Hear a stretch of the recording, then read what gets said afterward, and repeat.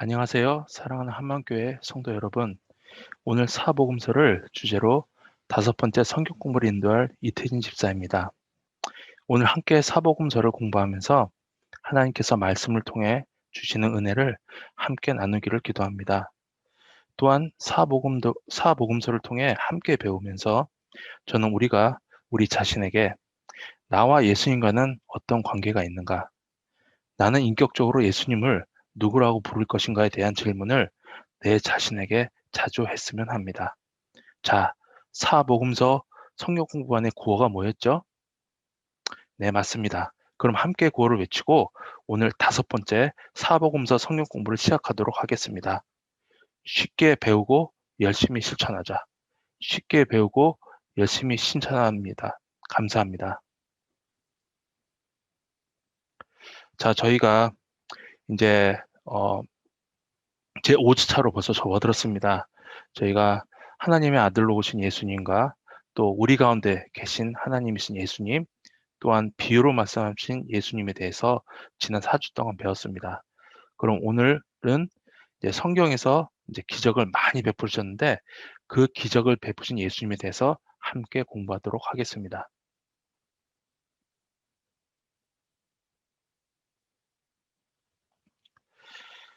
자, 저희들이 또 기적을 베푸신 예수님을 주제로 또 두 가지 또 소주제를 또 함께 공부하도록 하겠는데요. 물론 사복음서에서는 예수님께서 많은 기적을 베푸셨습니다. 근데 그 중에서 저희가 오늘은 무리를 걸으시는 예수님에 대한 그런 기적에 대해서 함께 또 공부하고요. 두 번째는 이제 죽은 지 3일 되는 나사로를 다시 되살리신 그런 기적을 또 행하신 예수님에 대해서 저희들이 마태복음과 요한복음의 말씀을 중심으로 함께 공부하도록 하겠습니다. 자, 그럼 첫 번째, 무리를 걸으신 예수님에 대해서 공부하도록 하죠. 근데 예수님께서 무리를 걸으실 때 그 물은 잔잔했던 게 아니라 여기 사진에서 보는 것 같이 정말 폭풍우가 몰아치는 그 갈릴리 그 바다 위를 걸으신 예수님을 저희들이 함께 상상하면서 또 함께 또 공부하도록 하겠습니다.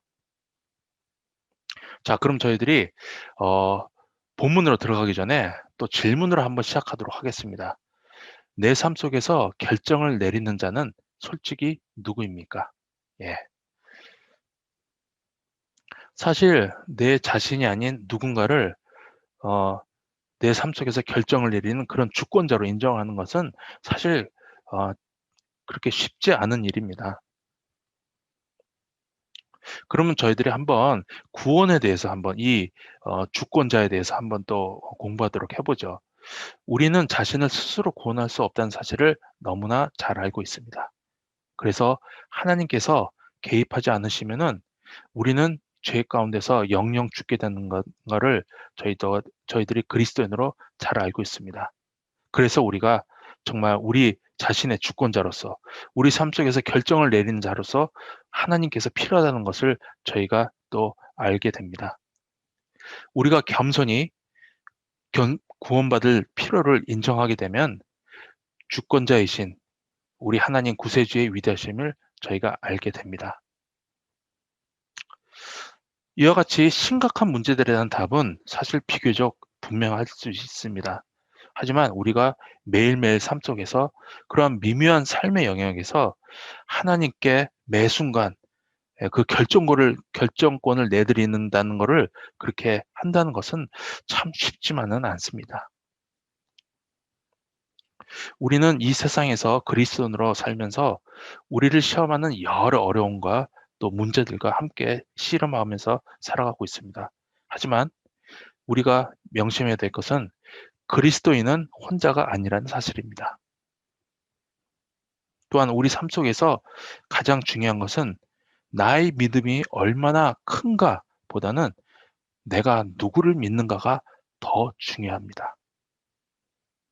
자, 이번 세션 무리를 걸으시는 예수님 세션에서는 하나님의 아들이신 예수님께서 이 세상의 만물의 주권자로서 이 온 우주의 만물의 주권자로서 우리를 깊은 위로와 용기 자리로 불러내 삶의 어려움에 당당히 맞서게 하시는 것에 대해서 함께 공부하도록 하겠습니다. 또한 예수님은 바람과 파도를 지배하는 이 온 우주를 지배하는 주권자이시며 우리는 이 세상에서 어떠한 상황에서도 그분, 즉 예수님을 예배하고 또한 다른 이들을 그 예수님께 예배하는 그 자리로 초청할 수 있다는 것을 또 배우도록 하겠습니다. 자, 첫 번째, 예수님은 우리가 처한 상황의 주권자이십니다. 저희가 마태복음 14장 22절부터 25절까지 말씀을 함께 봉독하도록 하겠습니다. 예수께서 즉시 제자들을 재촉하사 자기가 무리를 보내는 동안에 배를 타고 앞서 건너편으로 가게 하시고 무리를 보내신 후에 기도하러 따로 산에 올라가시니라. 저물매 거기에 혼자 계시더니 배가 이미 육지에서 수리나 떠나서 바람이 거스름으로 물결로 말미암아 고난을 당하더라. 밤 사경에 예수께서 바다 위로 걸어서 제자들에게 오시니. 아멘. 자, 이 예수님께서 무리를 걸으시기 이전에 예수님께서는 오병이의 기적으로 남자만 5천 명, 그렇죠? 플러스 알파, 그죠? 그렇게 많은 무리를 먹이신 후에 제자들에게 배를 타고 먼저 갈릴리 바다를 건너가라고 이렇게 말씀하셨어요. 이와 같이 예수님께서는 오병이어와 또 이렇게 또 무리를 걷는 그런 기적을 통해서 마음을 다하시고 목숨을 다하시고 힘을 다하여 하나님의 백성들을 돌보셨습니다. 그리고 온전한 사람으로서 또 휴식이 필요하고 또한 회복할 시간도 또 필요하셨습니다. 예수님께서 그 휴식하고 회복할 시간을 또 어떻게 하셨는가 하면은 하나님 아버지께 홀로 나아가서 기도하시면서 지친 몸과 마음을 회복하셨다고 오늘 또 마태복음 말씀에는 또 나와 있습니다. 자, 그 여기서 또 질문 하나 드리도록 할게요. 예수님처럼 하나님 앞에 나아가서 홀로 기도하는 것은 어떤 점에서 우리에게 유익할까요? 하나님 앞에 나아가 홀로 기도하는 것이 어떤 점에서 유익할까요? 자, 예수님의 이러한 모습은 단순히 어떤 영적 필요를 채우거나 쉼을 누리는 장면만은 아닙니다. 물론 그런 부분도 있겠죠. 그런데 우리가 더 깊이 생각해 보면은 예수님께서도 끊임없이 자신의 마음을 하나님 마음과 일치시키고자 했던 그런 하나님과의 영적 관계의 그런 모범을 보여주신 것입니다. 또한 우리가 함께 모여 기도하고 일터와 가정과 학교 등에서 시간 날 때마다 잠시 기도하는 그런 모든 그런 행동들이 하나님 앞에서 매우 소중한 것입니다. 하지만 우리가 하루 중에 시간과 장소를 따로 마련해서 하나님과 독대할 필요가 있는 것은 하나님께 무조건 요청하는 그런 기도가 아니라 오히려 하나님의 음성을 듣는 기도를 실천할 수 있기 때문에 우리에게 유익하다고 볼 수 있습니다. 주님 앞에 홀로 나아가 기도할 때 내 자신의 솔직한 마음을 하나님 앞에 다 털어놓고 고백하고 그러고 난 다음에 조용히 하나님의 음성을 들으면서 내 마음과 또 하나님의 마음과 뜻을 알게 되고 그거를 또 일치시키고자 하는 그런 하나님과의 영적 관계를 온전히 세울 수 있기를 그런 바라는 그런 기도를 드릴 수 있다는 점에서 하나님께 홀로 나아가 기도하는 것이 우리 신앙생활에 유익하다고 볼 수 있습니다. 자, 예수님께서는 해가 저물 때까지 기도하시는 동안 먼저 간 제자들은 바다에서 폭풍을 만나 한참을 고생했어요. 아마 몇 시간은 고생했던 것 같아요. 하지만 이때 예수님께서 이 상황을 모르고 계셨던 것은 아닐 것입니다. 하지만 그들을 곧바로 구해주지 않으셨어요. 우리가 마가복음 6장 48절을 보면 예수님께서는 이 장면을 보고만 계시다가 그러고 나서 마침내 무리를 걸어서 제자들이 탄 그 고깃배로 가셨다고 이렇게 나와 있습니다. 자, 여기서 또 질문을 드리도록 하겠습니다. 하나님이 즉각 응답하지 않으셔서 시련을 견뎌야 했던 적이 있나요? 또한 그 시련을 통해서 믿음 성장에 어떤 도전을 받았습니까? 사실 우리가 하나님께 기도를 드리고 또 기도 제목을 드려서 즉각 응답받지 못한 때가 당연히 있으리라 그렇게 믿습니다. 근데 그 때를 통해서 어떻게 보면 하나님께서 즉각 응답하지 않으시거나 아니면 기도 제목을 들어주지 않았던 그런 시간을 통해서 우리 믿음 성장에 어떤 도전을 받았는가요? 사실 이때가 사탄이 노리는 절호의 찬스예요. 사탄은 우리의 믿음을 유혹하고 도전합니다. 하나님께서 함께 하시지 않는다. 하나님께서 너를 사랑하지 않으시기 때문에 네 기도 제목을 들어주지 않아 주시는 거야. 네가 겉봐라. 너는 죄 지었기 때문에 하나님께서 벌하신 것이고 너는 결코 그 죄로 인한 고통에서 벗어나지 못할 거야. 결국 너는 아무리 네가 하나님을 믿는다고 해도 결국은 실패할 것이다. 그러니 기도 말고 다른 프랙티컬한 현실적인 방법을 찾도록 해라. 그리고 하나님 찾기보다는 바로 네 옆에 있는 도움이 될 만한 사람들을 찾으라고 그렇게 유혹하고 도전합니다. 하지만 하나님은 성경에 있는 진리의 말씀으로 믿음의 연단을, 인내함을 우리에게 도전하십니다. 물론 성경에 많은 말씀들이 있지만 세 가지 정도를 또 간추려 봤습니다. 야고보서 1장 4절을 보면 인내를 온전히 이루라. 이는 너희로 온전하고 구비하여 조금도 부족함이 없게 하려 함이라. 아멘. 또한 히브리서 12장 11절을 보면 무릇 징계가 당시에는 즐거워 보이지 않고 슬퍼 보이나 후에 그로 말미암아 연단 받은 자들은 의와 평강의 열매를 맺느니라. 아멘. 마지막으로 베드로전서 4장 12절에서 13절 말씀을 보면 사랑하는 자들아 너희를 연단하려고 오는 불시험을 이상한 일 당하는 것 같이 이상히 여기지 말고 오히려 너희가 그리스도의 고난에 참여하는 것으로 즐거워하라. 이는 그의 영광을 나타내실 때에 너희로 즐거워하고 기뻐하게 하려 함이라. 아멘. 자, 예수님이 모든 상황의 주권자이시며 우리의 믿음을 성장시키기 위해서 삶의 고난을 사용하신다는 그런 사실을 우리가 배웠으며 또 그것을 알고 있으면 우리가 어떤 상황에서도 믿음으로 인내할 수 있습니다. 그러므로 예수 그리스도를 따르는 사람들은 이 세상에서 어떤 상황이나 환경에서도 하나님께서 나에게 맡기신 사명에 순종해야 합니다. 우리는 예수님의 긍휼과 능력 안에서 인내할 힘을 얻습니다. 아멘. 자, 두 번째, 예수님은 폭풍 가운데서도 용기와 믿음을 가지라고 말씀하십니다.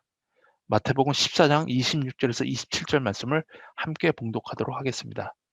제자들이 그가 바다 위로 걸어오심을 보고 놀라 유령이라 하며 무서워하여 소리 지르거늘 예수께서 즉시 이르시되 안심하라 나니 두려워하지 말라. 아멘. 제자들 가운데 어느 누구도 설마 예수님께서 그 폭풍 속에서 앞에 슬라이드에서 그 사진을 봤지만 그 폭풍 속에서 예수님께서 무리를 걸어오시라고 생각한 사람은 아마도 아무도 없었을 겁니다. 하지만 예수님께서는 그 험난한 폭풍 속에서 무리를 걸어서 제자들이 타고 있는 그 고깃배로 가셨고요. 자신의 정체를 밝히면서 제자들을 안심시켰습니다. 그리고 제자들이 두려움을 용기로 바꿀 수 있도록 격려하셨습니다. 그러므로 예수님께서 가까이 계실 때 우리는 두려워할 필요가 전혀 없습니다. 예수님께서 항상 우리 곁에 계시고 우리를 떠나지 않으시라는 그런 확신을 우리가 갖게 되면은 우리가 어느 상황에서도 안심할 수 있습니다. 이와 같이 삶의 어떤 폭풍이 닥치더라도 예수님이 어떤 분이시라는 것을 우리가 알기만 하면 평안을 누릴 수 있다는 것입니다. 복음은 이와 같이 예수님과의 관계 덕분에 우리가 하나님의 화평으로 나아갈 뿐만 아니라 하나님과 화평을 함께 누린다는 사실을 또한 일깨워 줍니다. 예수님을 통해서 우리가 하나님과 온전하게 화해를 하면 하나님의 평강이 우리에게 공급됩니다. 아멘. 자, 예수님은 이와 같이 모든 상황의 주권자이십니다. 우리는 예수님이 우리를 하나님의 뜻에 따라 인도하시고 어떠한 상황에서도 우리를 고난 가운데 내버려 두지 않으실 것을 알기에 담대하게 살아갈 수 있습니다. 예수님은 우리가 믿음의 경주를 마칠 때까지 함께 바로 곁에서 인내하게 도와주십니다. 그러므로 우리가 해야 될 일은요, 예수님과 항상 말씀과 기도로 그리고 순종함으로 친밀하게 지내야 합니다. 자, 마태복음 14장 28절에서 31절 말씀을 함께 봉독하도록 하겠습니다. 베드로가 대답하여 이르되 주여 만일 주님이시거든 나를 명하사 물 위로 오라 하소서 하니 오라 하시니 베드로가 배에서 내려 물 위로 걸어서 예수께로 가되 바람을 보고 무서워 빠져가는지라 소리질러 이르되 주여 나를 구원하소서 하니 예수께서 즉시 손을 내밀어 그를 붙잡으시며 이르시되 믿음이 작은 자여 왜 의심하였느냐 하시고 아멘. 예수님께서 아직은 폭풍을 잠잠케 하지 않으셨기 때문에 여전히 비바람이 성난 듯이 불고 또한 물이 큰 파도가 휘몰아쳤을 것입니다. 그런데도 불구하고 베드로는 예수님께서 안심시킨 뒤에 믿음과 용기를 얻어서 그 폭풍 가운데서 예수님께 다가가고 싶은 마음이 생겼어요. 그리고 베드로는 마침내 폭풍 가운데서 자신을 보호하던 유일한 수단인 그 고깃배에 앉아 있다가 배에서 떠나서 물 위로 발걸음을 내딛기 시작합니다. 여기서 중요한 것은요, 베드로가 배에서 걸어 나와 정말 말 그대로 물 위를 걷기 위해서 오직 믿음에 의지해 그처럼 큰 용기를 낸 이유가 바로 예수님께 다가가기 위함이었다는 것입니다. 자기가 능력을 보일 수 있다고 그걸 보여주기 위함이 아니라. 자, 그러면은 여기서 우리가 이 지금 상황에서 과연 베드로가 정말 믿음과 용기가 적었었다고 그렇게 우리가 말할 수 있을까요? 여러분 같았으면은 그 상황에서 어떠셨을 것 같아요? 하지만 베드로는 그 믿음을 가지고 배에서 떠나서 물 위에 발을 딛기 시작했지만 그 물 위에서 강한 바람이 불고 큰 파도가 치는 것에 그냥 홀라당 시선을 빼앗기고 예수님에 대한 그런 용기를 잃고 말았어요. 그리고 과거의 그런 갈릴리 호수에서 만난 폭풍에 대한 그런 두려움에 다시 사로잡혀서 예수님을 향한 그런 믿음의 집중력을 잠깐 잃고 만 것입니다. 그리고 예수님께 살려달라고 소리쳤을 때 예수님은 바로 구해주셨어요. 그리고 베드로에게 믿음 없음을 드러내시고 왜 의심했는지 물어보셨습니다. 본문 말씀에. 그런데 정말 베드로의 믿음이 정말 적었던 것일까요? 저는 그렇게 생각하지 않았습니다. 여기서 예수님의 꾸지람은요, 베드로 믿음이 없다는 것이 아니라 너의 믿음이 아직 약함으로 더 강하게 만들어야 한다는 뜻일 것입니다. 그렇게 하기 위해서는 베드로가 앞으로 예수님께 더 많이 의지해야 한다고 예수님께서 그렇게 꾸지람을 하신 것일 겁니다. 이 장면에서 우리는 두 가지 진리를 발견할 수 있습니다.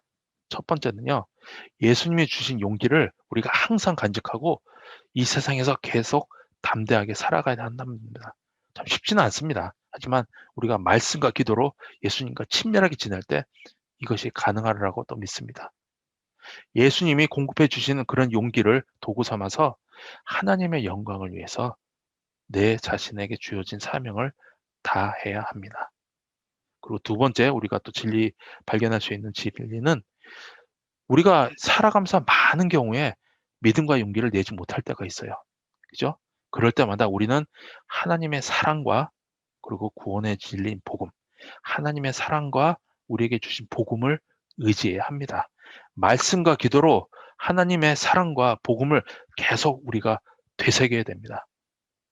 나 자신의 부족함을 인정할 때 우리는 예수님의 넉넉하심과 신실하심을 온전히 믿음으로 받아들이게 됩니다. 그리고 마침내 인생의 어떤 폭풍 가운데서도 우리는 예수님의 능력을 볼 수 있게 됩니다. 아멘. 자, 세 번째. 예수님은 권세 있는 하나님의 아들이시며 예배받기에 합당하십니다. 아멘. 자, 마태복음 14장 32절에서 33절 말씀을 함께 봉독하도록 하겠습니다. 배에 함께 오름에 발음이 그치는지라.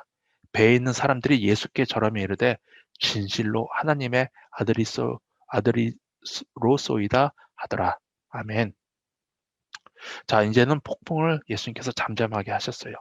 그리고 이러한 피조물을 통제하는 그런 초자연적인 능력을 보이면서 제자들은 마치는 예수님께 경배를 합니다. 정말 이 순간 제자들은 진심으로 예수님께서 하나님의 아들이시라고 고백을 했습니다. 우리도 언젠가는 우리 살면서 위대한 일을 행하신 주님을 뵙고 이미 그러한 주님을 뵌 분도 분명히 있으리라 믿습니다. 그리고 그 전보다 더욱 의미 있고 믿음을 가지고 신실하고 담대하게 주님을 예배하게 될 것입니다. 예수님이 어떤 상황에서도 주권자이시며 우리에게 용기를 공급하는 분이심을 알면은 우리는 이 세상에서 어떤 상황에서도 걱정하지 않고 예수님만을 경배하게 됩니다. 그러므로 우리는 하나님을 신뢰하고 그분께 삶의 문제와 걱정을 모두 내려놓고 기도해야 합니다. 자, 빌립보서 4장 6절에서 7절 말씀을 함께 저희가 또 봉독하도록 하겠습니다. 아무것도 염려하지 말고 다만 모든 일에 기도와 간구로 너희 구할 것을 감사함으로 하나님께 아뢰라. 그리하면 모든 지각에 뛰어난 하나님의 평강이 그리스도 예수 안에서 너희 마음과 생각을 지키시리라. 아멘. 자, 우리가 또 기적을 베푸신 예수님을 통해서 또한 무리를 걸으신 그 예수님의 그 기적을 통해서 함께 공부를 했습니다. 자, 그럼 저희가 결론으로 들어가도록 하죠. 예수님은 항상 우리와 함께 하시며 우리 삶을 이 온 우주를 통치하시는 분이십니다. 주님만이 성남 바다를 또는 어떠한 큰 재난도 잠재울 능력을 가지고 계십니다. 그러므로 우리는 예수님을 하나님의 아들로 예배하는 일 외에 우리가 할 수 있는 일은 아무것도 없습니다. 그만큼 우리가 예수님을 진정한 하나님의 아들로 온전하게 예배드리는 것이 그만큼 중요하다는 것을 또 저희가 배웠습니다. 이 세상에서요, 우리의 그 안위, 즉 안전한 상태는요, 우리의 믿음에 강하고 약함이 있지 않고요, 우리가 누구를 믿느냐에 따라서 결정이 됩니다.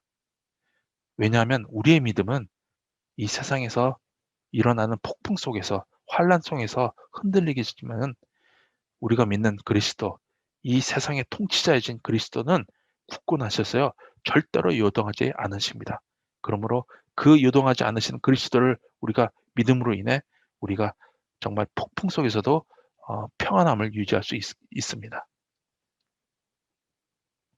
우리가 이처럼 복음의 귀한 말씀을 기억할 때 읽고 잊어버리는 거 아니라 하루 종일 살아가면서 하나님 말씀 한 구절도 생각하면서 살아가는 게 아니라 정말 그 복음의 귀한 말씀을 내 마음에 새기고 내 손목에 메고 내 미간에 붙여서 기억할 때 우리 믿음은 힘있게 자라납니다. 복음은 우리에게 오로지 예수님만이 우리의 예배를 받으시기에 합당하시고 우리를 구원하시는 분임을 알려줍니다. 이러한 진리는 우리 마음에 정말 성령의 불을 붙이고 우리를 인도해서 어떤 상황에서도 주 하나님을 향한 사명에 정말 신실하고 정말 믿음이 큰 증인으로 살아가게 합니다. 아멘. 자, 우리가 이제 두 번째 기적을 보겠습니다. 되살아난 나사로. 이 사진을 보면은 나사로가 죽은 지 3일 지난 다음에 냄새가 나는 그 나사로를 예수님께서 살리셨어요. 그리고 여기 두 명의 또 여인이 있죠. 근데 이렇게 좀 말을 많이 하는 것처럼 보이는 사람은 누구일까요? 그 두 언니 중에 또 마르다 그리고 조금 조용히 있는 사람은 아마 마리아인 것 같아요. 그래서 오늘 이 되살아난 나사로에 대해서 우리가 요한복음 말씀을 가지고 또 함께 공부하도록 하겠습니다. 자, 그러면 우리가 또 본문에 들어가기 전에 우리가 늘 하던 것처럼 질문으로 또 시작하도록 하죠. 자, 죽음은 우리 인간에게 성도님들에게 무엇을 의미합니까? 사실 인간의 관점에서 보면, 세상의 관점에서 보면 죽음은 다 끝입니다. 사실 그죠? 예, 죽음은 끝입니다. 또한 죽음은 부정적인 마음을 들게 해요. 내가 죽으면은 내가 가지고 있는 거, 또 우리 가족들, 뭐 누가 좋아하고 누가 슬퍼할까, 뭐 그런 어떤 그런 부정적인 마음을 들게 하고, 또한 죽음이 가족이나 친구들에게 찾아오는 그런 암울한 상황은 우리 삶 중에 큰 충격을 줍니다. 그래서 죽는다는 거에 대해서 심각하게 생각하는 사람은 많지 않는 것 같아요. 또한 성경에서 나오는 경고나 심판의 메시지는 우리들 삶에 긴장감과 부담감을 주기 때문에, 사실 이런 부분에 있어서는 우리가 즐겨 듣고 따르는 데는 소홀히 하게 되고 은근히 외면한 경우가 실제로 있습니다. 자, 우리가 또 되살아난 나사로 이 세션에서는 예수님께서 정말 사랑했던 그 친구 나사로를 죽은 자들 가운데서 일으키심으로써 죽음의 권세를 제압하는 능력을 입증하시는 것을 저희가 함께 공부할 것입니다. 또한 이 기적은 하나님의 선하심과 주권, 그리고 죽음의 저주와 부활의 능력, 그리고 고통당하는 이 세상의 사람들을 향한 그리스도의 긍휼하심을 나타냅니다. 또한 우리는 죽음을 이렇게 정복하는 예수님의 능력, 오로지 예수님만이 죽음을 정복하셨습니다. 그러한 예수님의 능력을 신뢰하며 우리가 이 세상에서 어떠한 상황에서도 그 예수님을, 하나님을 영원하게 해야 한다는 것을 함께 배우도록 하겠습니다. 자, 첫 번째, 예수님은 때때로 더디 오시기도 하는 친구이십니다. 자, 요한복음 11장 1절에서 6절 말씀을 함께 봉독하도록 하겠습니다. 어떤 병자가 있으니 이는 마리아와 그 자매 마리다의 마을 베나니에 사는 나사로라. 이 마리아는 향유를 죽게 붓고 머리털로 주의 발을 닦던 자요, 병든 나사로는 그의 오라버니더라. 이에 그 누이들이 예수께 사람을 보내어 이르되 주여 보시옵소서, 사랑하시는 자가 병들었나이다 하니, 예수께서 들으시고 이르시되 이 병은 죽을 병이 아니라 하나님의 영광을 위하며 하나님의 아들이 이로 말미암아 영광을 받게 하려 함이라 하시더라. 예수께서 본래 마르다와 그 동생과 나사로를 사랑하시더니 나사로가 병들었다 함을 들으시고 그 계시던 곳에 이틀을 더 유하시고. 아멘. 자, 오늘 말씀처럼 나사로는 병들어 죽어가고 있었습니다. 그럼 이 순간에 나사로의 가족, 나사로의 두 또 시스터였던 마르다와 또 마리아를 포함해서 그 가족과 친구들이 가장 원하는 것은 무엇이었을까요? 뭐 당연히, 예, 나사로가 살아나기를 원했습니다. 또한 그렇게 죽어가는 나사로를 살릴 수 있는 분은 오로지 예수 그리스도밖에 없다는 것을 또 잘 알고 있었습니다. 나사로의 가족들은, 여기 본문에 나오겠지만, 예, 사람을 보내요. 그죠? 예수님께 사람을 보냈어요. 그죠? 그리고 예수님이 나사로가 아픈 것을 아시면은 바로 달려와서 나사로를 살려주시라고 그렇게 기대했어요. 근데 본문에서 보면 예수님께서는 뜻밖의 그런 답을 하셨어요. 이 병은 죽을 병이 아니라. 그리고 말씀하시고, 또 심지어 나사로가 죽어갖고 있다는 사실을 알고 난 후에도 그 계시던 곳에 이틀을 더 유하시고 그렇게 행동하셨어요. 그죠? 자, 그러면 여기서 질문을 드릴게요. 마리아, 마르다 또는 나사로의 입장이 우리가 되어서 한번 상상해 보십시오. 예수님이 일부러, 그죠? intentionally, 더디 오실 때 우리는 어떤 마음이 들었을까요? 사실 이 마리아와 마르다 그리고 나사로는 예수님과 가까운 사이였기 때문에 예수님께서 사람들의 불치병을 치유하시고 나인성 과부의 아들과 야이로의 딸을 다시 살리신 것을 잘 알고 있었기 때문에 예수님께 마지막 희망을 걸고 간절한 마음으로 기다리고 있었을 것입니다.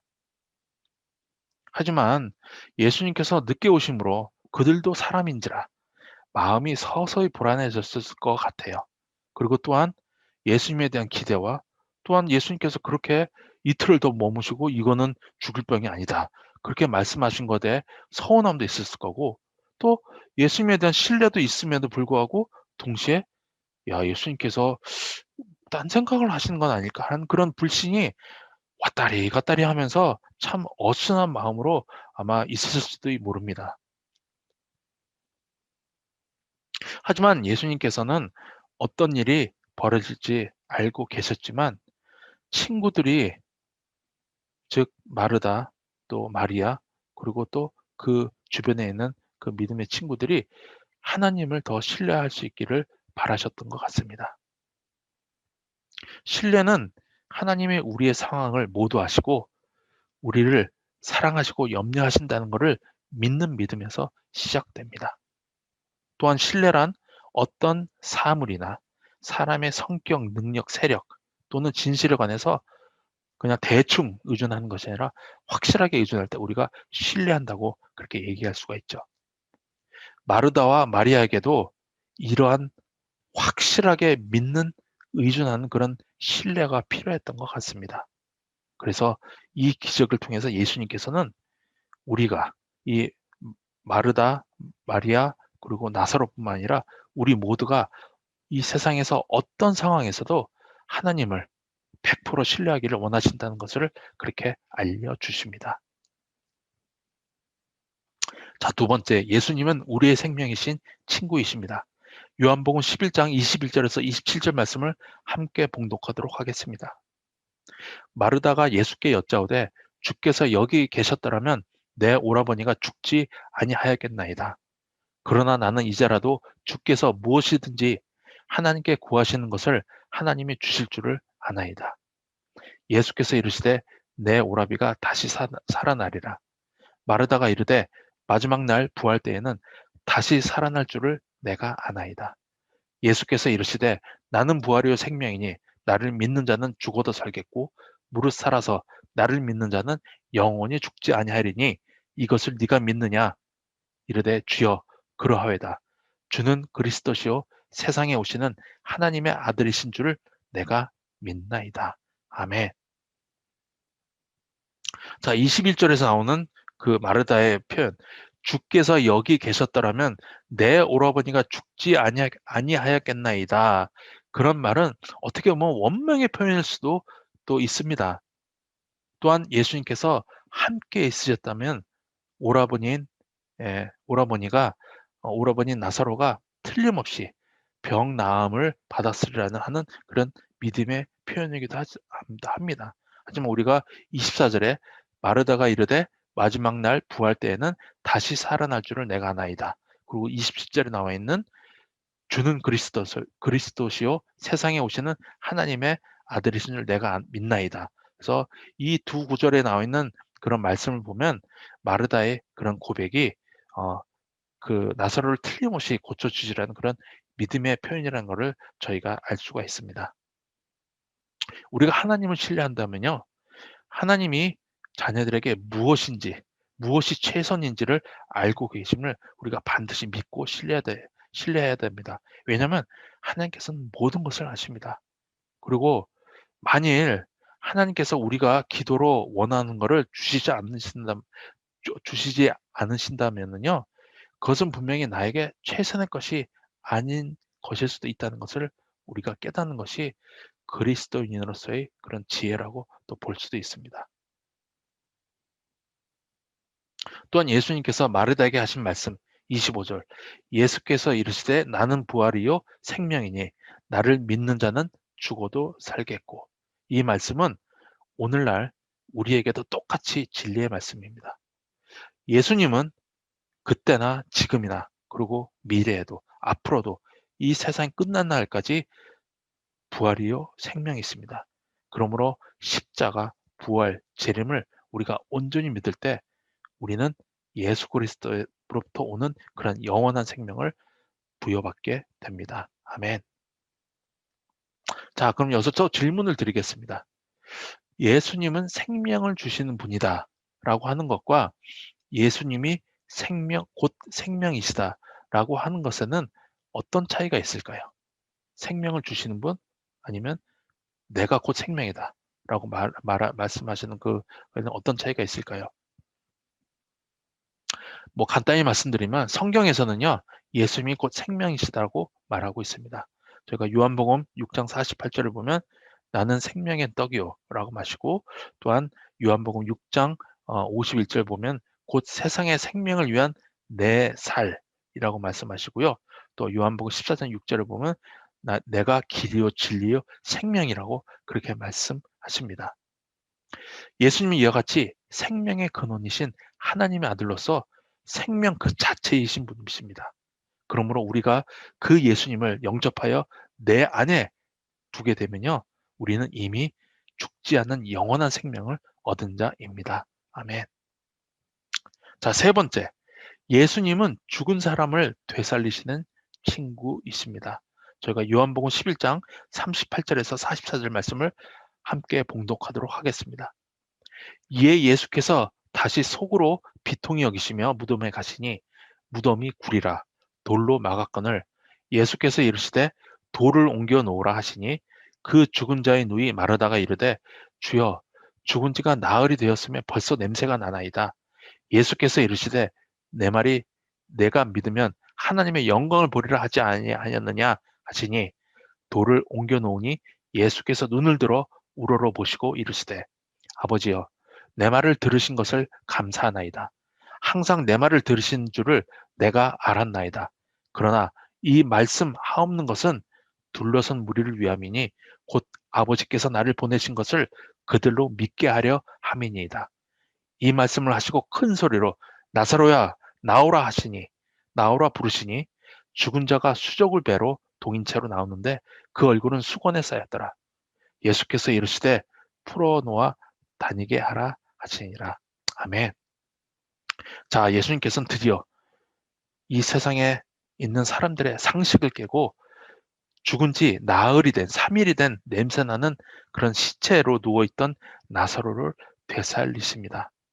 이와 같이 예수님의 능력은 이 세상에서 기적을 일으키신 그 능력은요, 우리의 예상을 뛰어넘어서 마침내 죽은 사람을 다시 살리시는, 부활시키시는 그런 믿기 어려운 현상으로 그렇게 확장하게 됩니다.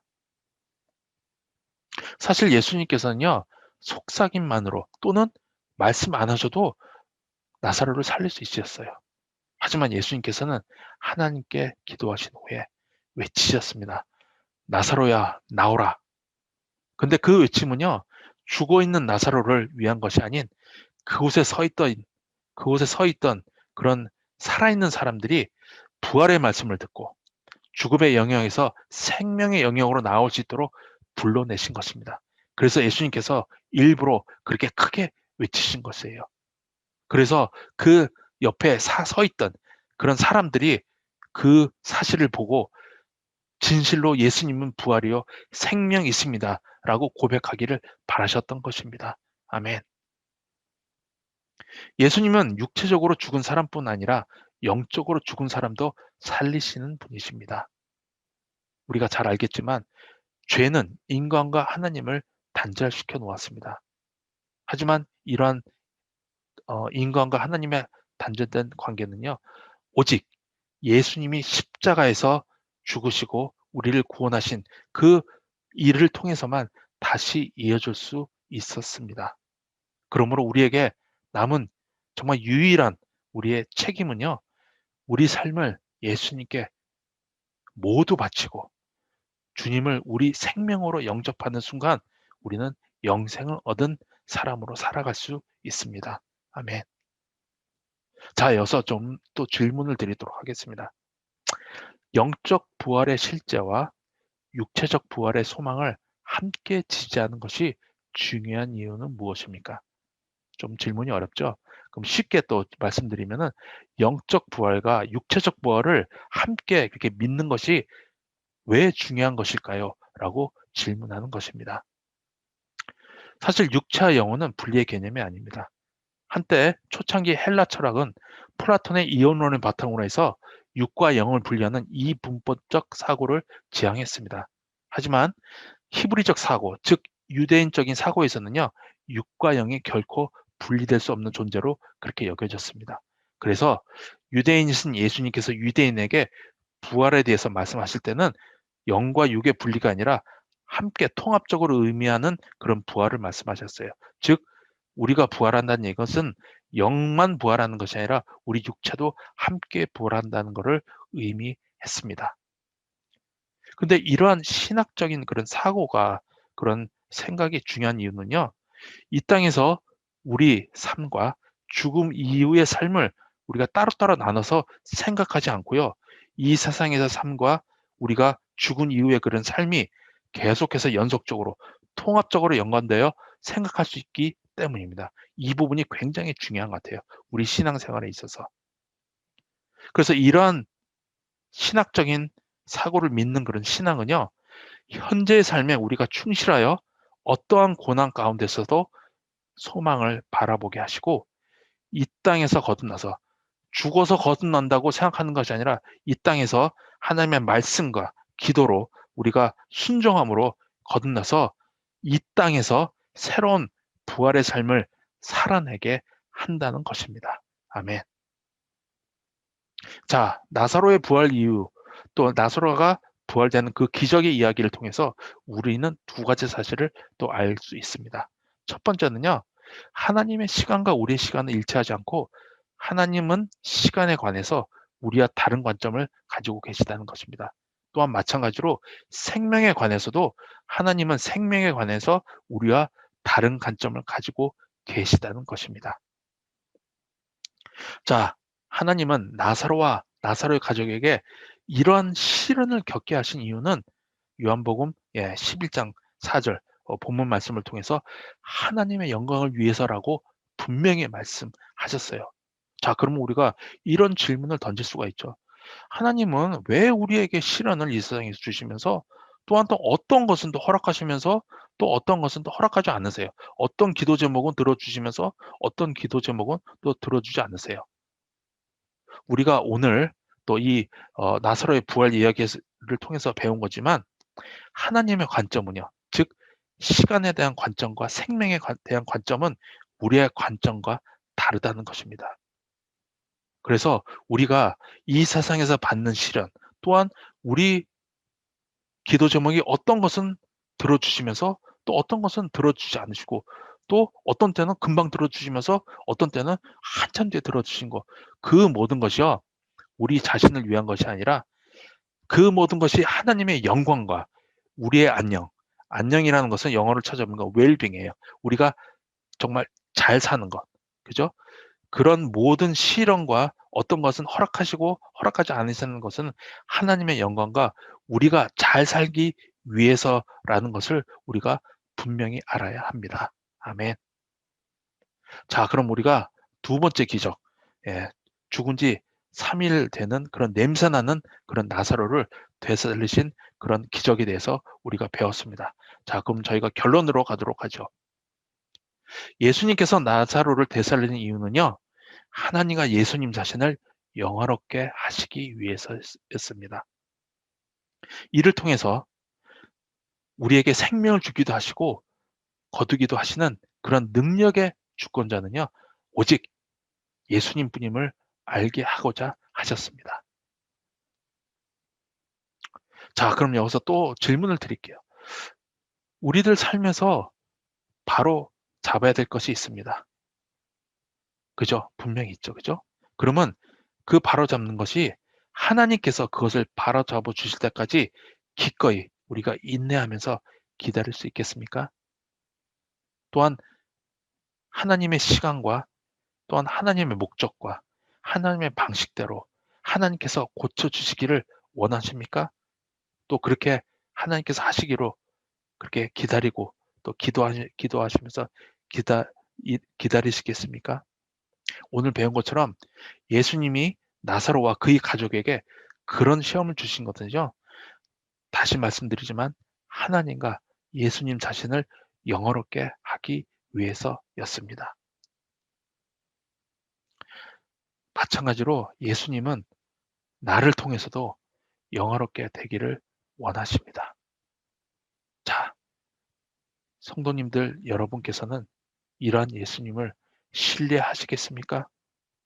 또한 내 자신을 통해서 영화롭게 하시는 그런 예수님께 믿음으로 순종하고 인내하면서 기다리겠습니까? 자, 오늘 배운 거를 또 우리 저희 삶에 또 적용하는 또 시간을 갖도록 하겠습니다. 하나님은 우리에게 죽은 자 가운데서 다시 살리시는 그런 하나님의 능력을 신뢰함으로써 이 세상에서 아픔과 상실과 죽음 속에서도 하나님을 영화롭게 하라고 말씀하십니다.